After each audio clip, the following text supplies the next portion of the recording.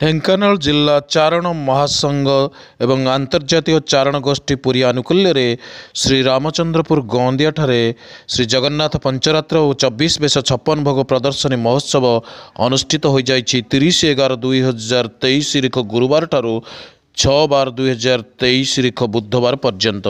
ଏହି କାର୍ଯ୍ୟକ୍ରମରେ ଜଗନ୍ନାଥଙ୍କର ପାଞ୍ଚରାତ୍ର ଏବଂ ବିଭିନ୍ନ ପ୍ରକାରର 24 ବେଶ ଏବଂ 56 ଭୋଗକୁ ପ୍ରଦର୍ଶିତ କରାଯାଇଥିଲା। ବିଭିନ୍ନ ପ୍ରକାର ଅତିଥିମାନଙ୍କର ଗହଣରେ ମଞ୍ଚ ସୁପରିଚାଳିତ ହେବା ସହିତ ବିଭିନ୍ନ ପ୍ରବର୍ତ୍ତାମାନଙ୍କର ସୁଚିନ୍ତିତ ମତାମତ ଏବଂ ପ୍ରତିଧ୍ୱନିତରେ ଜଗନ୍ନାଥମୟ ପରିବେଶ ସୃଷ୍ଟି ହୋଇଥିଲା। ସତେଅବା ଶ୍ରୀକ୍ଷେତ୍ର ପୁରୀରୁ ଜଗନ୍ନାଥ କାହିଁ ଗଅଁଦିଆର ଶ୍ରୀରାମଚନ୍ଦ୍ରପୁରକୁ ଛୁଟି ଆସିଥିବାର ଅନୁମୟ ହୋଇଥିଲା। ଭକ୍ତ ଜଗନ୍ନାଥ ପଥ ଜଗନ୍ନାଥ ଏବଂ ଏହାର ରେଣୁ ଜଗନ୍ନାଥରେ ପରିପୂର୍ଣ୍ଣ ହୋଇଥିଲା। ଜଗତରେ ଜଗନ୍ନାଥଙ୍କର ସତ୍ତା, ଜଗନ୍ନାଥଙ୍କ ଉପରେ ବିଶ୍ୱାସ, ଲୋକବାଣୀ, ଲୋକଚିନ୍ତନ ଏବଂ ପ୍ରତି କ୍ଷେତ୍ରରେ ଜଗନ୍ନାଥ ପ୍ରତିଫଳିତ ହେଉଥିବାର ଅନୁମେୟ କରାଯାଉଥିଲା।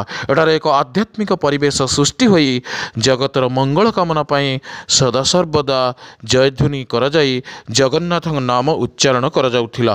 ସର୍ବଶେଷରେ ପ୍ରତ୍ୟେକ ସନ୍ଧ୍ୟା ମଞ୍ଚ ପରିଚାଳନା ଏବଂ ସଞ୍ଚାଳକ କାର୍ଯ୍ୟକ୍ରମ ରୂପେ ଚାରଣ ଅରୁଣ ପୁହାଣ ନିଜର ବହୁମୂଲ୍ୟ ସମୟକୁ ଦାନ କରି ଏହି କାର୍ଯ୍ୟକ୍ରମକୁ ପରିଚାଳିତ କରିଥିଲେ ଏବଂ ବ୍ରହ୍ମଚାରୀ ସତ୍ୟ ଚୈତନ୍ୟଜୀ ବରେଣ୍ୟ ପ୍ରବକ୍ତା ଭାବରେ ଶେଷ ଦିନରେ ମଧ୍ୟ ଜନସାଧାରଣଙ୍କୁ ଜଗନ୍ନାଥଙ୍କର କଥା, ଜଗନ୍ନାଥଙ୍କର ବସ୍ତୁ, ଜଗନ୍ନାଥମୟ ଜଗତ ଏ ଭାବରେ ଆଲୋକପାତ କରିଥିଲେ।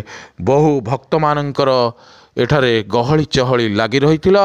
ଯାହା ହେଉ ଗଅଁଦିଆ ମାଟି ଧନ୍ୟ ହୋଇଥିଲା ଏହି ଜଗନ୍ନାଥରେ। ଜୟ ଜଗନ୍ନାଥ, ଜୟ।